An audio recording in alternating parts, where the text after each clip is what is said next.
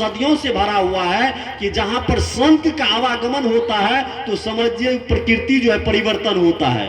जिस तरह से ऋतु में बसंत का आने का एक संकेत होने के बाद प्रकृति परिवर्तन होता है, ठीक उसी तरह से परिवार में, समाज में अगर संत का पदार्पण होता है तो ये परिवार और समाज एक परिवर्तन होता है। किस तरह का परिवर्तन होता है? सुगठित होता है परिवार, सुवासित होता है परिवार, समाज और राष्ट्र सुगठित और समाजित होता है, जाति के चक्र में नहीं पड़ता है, छुआछूत के चक्र में नहीं पड़ता है, अंधविश्वास और रूढ़िवाद के चक्र में नहीं पड़ता है। जिसके यहाँ साधु जाता है, जिस गांव में साधु संत जाते हैं, क्योंकि साधु संत जो है सच्चाई उपदेश देता है, सच्चाई ज्ञान देता है, सच्चाई बोध देता है। इसीलिए सदगुरु कबीर ने कहा कि अपने जन्मदिन पे भूल करके, अभी तो लोग क्या करते हैं, जन्मदिन पर लोग क्या करते हैं, केक काटता है। केक का मतलब समझते हैं? गौर से सुनिएगा, अगर आप राम को मानने वाले हो या कबीर को मानने वाले हो या कृष्ण को या महर्षि में ही बाबा को मानने वाले भगत लोग इसमें बैठे हो, आपसे मेरा अनुरोध है कि राम कृष्ण कबीर जितने भी हैं, हमारे महर्षि में ही बाबा जितने भी हैं, ये सारे लोग सनातनी हैं, इस भारतीय संस्कृति सनातन धर्म का रक्षक हैं।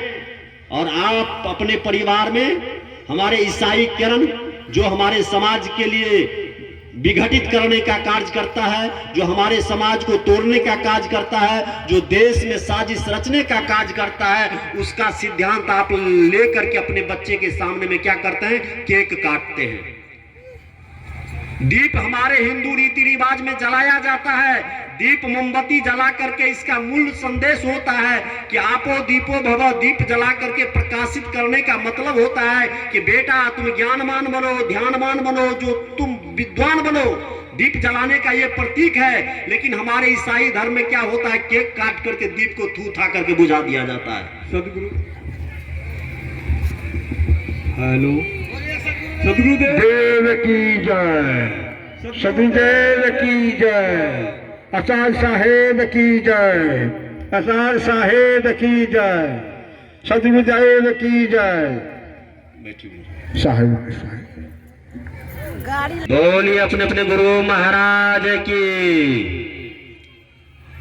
आइए मैं आपको भारतीय सनातन संस्कृति जो सदगुरु कबीर साहब का मूल संदेश है कि ज्योति से ज्योति जलाते चलो, प्रेम की गंगा बहाते चलो, उस तरफ मैंने आपको केंद्रित किया कि आप अपने बेटा बेटी का जन्मदिन, चाहे किसी का जन्मदिन जब मनाते हैं तो कम से कम जिसके गला में कंठी हो ऐसा भूल करके मत कीजिएगा।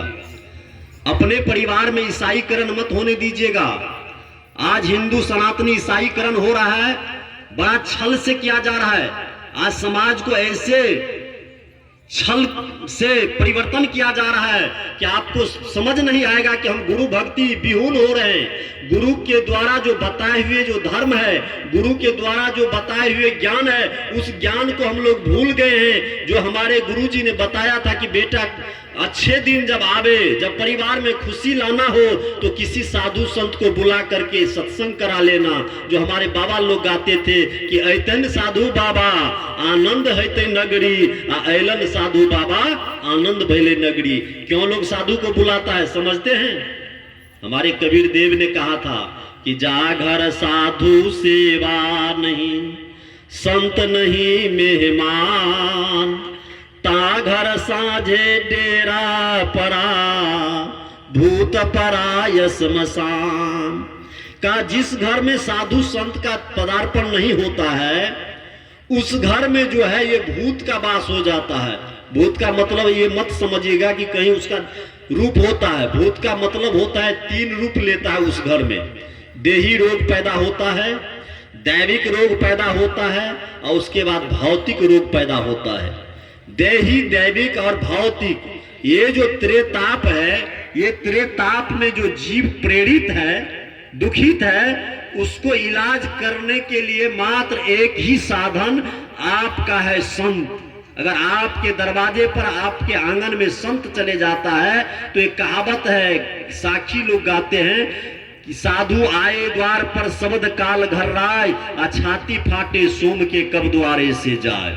अगर साधु संत दरवाजे पर आता है तो जो काल का जो रूप होता है, परिवार में तैनात हो जाएगा, बेटा तैनात हो जाएगा, बहू तैनात हो जाएगा, पुतहू तैनात हो जाएगा, कोई ना कोई कहेगा कि हमको इस सब से कोई लेना देना नहीं है। अरे भाई लेना देना तो तब पता चलेगा, यह यमराजा पलंग चढ़ी बैठी है, अरे बुझतो न बुढ़वा जवान रे बोले ना बोले, ये दहिया के कोई न ठेकान। हमारे रामचंद्र साहब आपको कहा है ये दहिया दोबारा नहीं मिलता है, सजनी करला भजनिया, ये शरीर आपको नहीं मिलेगा। इसलिए साधु संत का बात नहीं मानोगे तो वह दिन का तदबीर करो, वह दिन का याद करो, जब तन छूटे यमधर लूटे, आ छूट जइहे गांव नगरिया, करोड़े बंदे वह दिन की खबरिया। संतों ने कहा कि वह दिन की तुम खबर करो, जो हमारा सनातन संस्कृति था, सनातन संस्कृति को हम भूल गए हैं और अपने बेटे के जन्मदिन पे है कबीरपंथी, और वहां पर क्या करते हैं तो केक काट करके थू था करते हैं। ऐसा मत करना। अपने बेटा का जन्मदिन अगर 200-500 में केक लाना है तो 500 का 5 पौधा ले आना और अपना बेटा को कहना बेटा जाओ दरवाजे के आगे में चाहे बगीचा में ये 5 पौधा लगा दो। अगर वर्ष में 1 पौधा लगाया, 5 एक आदमी लगाया वर्षगांठ में, तो समझिए आप अपने जीवन में कितने पौधा लगा सकते हैं। इसीलिए जितने भी कबीरपंथी हैं, चाहे जो भी सनातनी है, सब कम से कम तुलसी का पौधा जरूर लगाना। पहले हमारे दादा दादी सब कहते रे बउआ तुलसी का पौधा अंगना के मुख द्वार पर लगाना, चाहे हनुमान जी का जहां पर ध्वजा है वहां लगाना, और कबीरपंथी में जहां कबीर साहब का झंडा है वहां लगा देना। लेकिन बहुत आदमी कबीरपंथी में तुलसी का नाम सुनता है तो उसका दिमागे खनक लगता है कि तुलसी कहीं बिंदा ना हो जाए। रे भले आदमी तू दिन रात समझाता है गाछ पत्थर नहीं होगा, पत्थर गाछ नहीं होगा, औरत गाछ नहीं होगा। जब दुनिया को संदेश देते हो कि गाछ औरत नहीं होगा, वो तुलसी जो है ये प्रकृति का जो ये पवित्र ये वृक्ष है, प्रकृति में तुलसी और चंदन ऐसे वृक्ष है जहां पर मानव को बैठने के बाद उसके शरीर में अनेक प्रकार का बीमारी जो है, उनके शरीर में अनेक प्रकार का बीमारी जो है, अनेक प्रकार का विकार जो है वह विनाश हो जाता है एक तुलसी के छनका पीने से। छनका गाँव घर में कहता था, जब दवा काम नहीं करता था तब डॉक्टर वैद्य कहते थे छनका बना कर दो बुखार उतर जेते। कहने का भाव है कि आज आप लोग संकल्प लेकर के जाइए कि जीव मेरा जाति है और मानव मेरा धर्म है। संकल्प हो हमारा महंत रामचंद्र साहब का ये सम्मेलन सफल हो जाए कि आज हम लोग संकल्प लेकर के जाएंगे, इंसान हम बनेंगे, और इंसान बन गए तो भगवान भी बनेंगे। हो बौद्ध जैन मुस्लिम हिंदू हो या ईसाई, आपस में है भाई भाई, हिलते रहे मिलेंगे, और संकल्प हो हमारा इंसान हम बनेंगे। संकल्पित होना चाहिए। देखिएगा कोई विद्यार्थी जब पढ़ता है और माँ बाप का गरीबी देखता है तो बच्चा भीतर भीतर माँ बाप का गरीबी देख करके संकल्प लेता है और पटना जाता है पढ़ने के लिए। अब माँ बाप को नहीं कहता है कि माँ हम अलग से कहीं ट्यूशन पढ़ा रहे हैं। अब बच्चा जो होनहार रहता है कि दूसरे बच्चा को ट्यूशन भी पढ़ाता है, अपना भी पढ़ता है, और एक दिन IAS कंप्लीट करके BPS कंप्लीट करके घर जब आता है तो उसका माँ बाप का सीना जो है चौड़ा होता है। आप भगत लोग हैं, चेला हैं, आप अच्छे कर्म कीजिएगा तो किसका सीना चौड़ा होगा? गुरु महाराज का सीना चौड़ा होगा कि आपके दरवाजे पर संत जाएगा और आपके दरवाजे पर देखेगा सुंदर सब और प्रकृति के द्वारा सजाए हुए फल फूल का पौधा, तो समझिएगा कि ये विभीषण का कुटिया है। और कहीं विभीषण कुटिया में जहां पर आप लोग देखे होंगे ज्यादातर लोग भगवान को फूल चढ़ाने के लिए दूसरे बागवानी जाता है, लेकिन ऐसे आज संकल्प ले कि अपने घर का, अपने आंगन का इस तरह से सजाए कि मेरा ही घर आंगन कुटिया जो है ये ठकुरवाड़ी हो जाए। वैष्णव का मतलब क्या होता है? बाहर सफाई, भीतर सफाई। बाहर भीतर सफाई के बाद ये भीतर में जो बैठा हुआ है मन जो मैल पड़ा है उनका ये सफाई अभी सत्संग से हो रहा है। ये सब सफाई जब होता है तब आपके अंदर में जो परमात्मा है, आपके अंदर में जो साईं है, उसका एक झलक मिलेगा।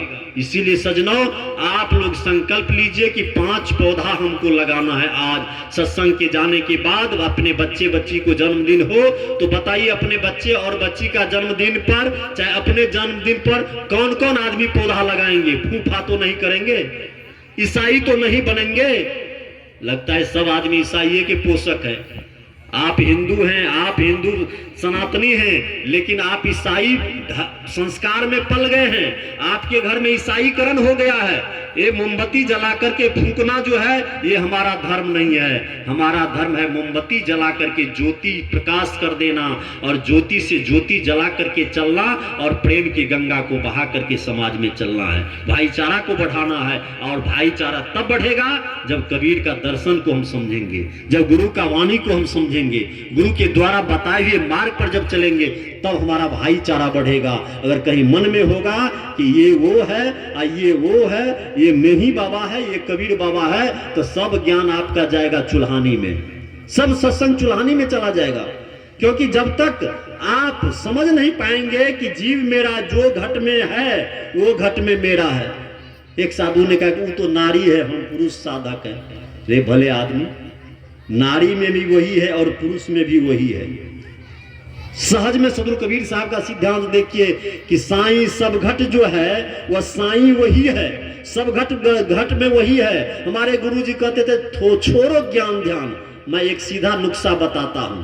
का ये शरीर बहुत सुंदर है मनमोहन जी, योग क्रिया में चले जाओ तो 6 चक्र इत्यादि भेदन करना पड़ेगा, लेकिन कबीर का क्रिया में आओ तो सीधा बात संत ने बताया। कहा कि एक बार गीता उठा करके देखना। गीता में अर्जुन कृष्ण का संवाद में है, आत्मा के बारे में उनको समझाया कि उस आत्मा को तू पकड़ नहीं पाओगे, छू नहीं सकते हो, अग्नि में जला नहीं सकते हो, उसको काट नहीं सकते हो, उसको जो है आप कितनों अस्त्र शस्त्र का प्रयोग करोगे वह तुमको पकड़ में नहीं आएगा। पकड़ में कौन आता है? ये शरीर आता है। अब बताइए, शरीर में जो ये श्वास है, ये नाक का 2 छिद्र है, नाक का 2 छिद्र देखते हैं। कबीर का भजन है ये। कबीर का एक शब्द मैं आपको दोहराता हूं। कबीर ने कहा, भजन करो निस दिन टूटे न तार। कबीर का कौन भजन है? देखिए कबीर का एकदम शब्द है ये। कबीर साहब ने कहा कि मैं दुनिया को भजन कराने के लिए आया हूं। भजन करूं निस दिन टूटे न तार। जब वह तार टूट जाएगा, ये बोलबा जो है ये शरीर से निकल जाएगा, तो ये शरीर का कोई कीमत नहीं होता है। कबीर ने कहा कि भजन करूं निस दिन टूटे न तार, इंगला पिंगला करूं निर्वार, और सुषमन पलट के खोलहू के बार, भजन करूं निस दिन टूटे न तार। कबीर साहब ने कहा कि इस भजन भेद को तुम समझो। कहा मनमोहन जी, इसके अंदर में श्वास चलता है, अगर ये श्वास बंद हो जाए, अभी यहां बंद हो जाए, सब वक्ता हमारा निकल जाएगा कि नहीं? बढ़िया साधु है, कोई रखेगा 5 दिन तक? कोई नहीं रखेगा।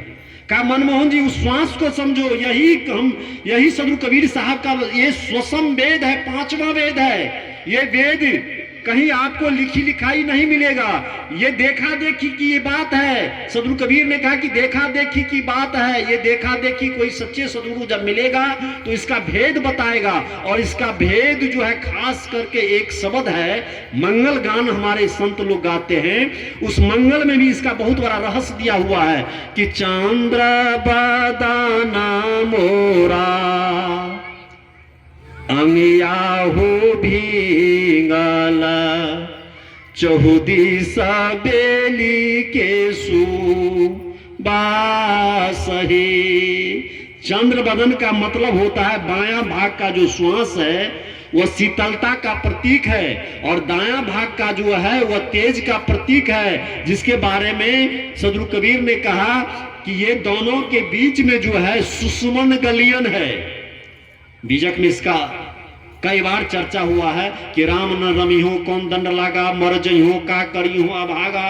कहा ये जो राम जो है रमन करने वाले आपके अंदर में, इसको तुम समझो, और इसको समझने के बाद जो इंगला पिंगला के बाद जो सुषमन गलियन है, सुषमन गलियन के बारे में बड़े बड़े साधक को पता नहीं है।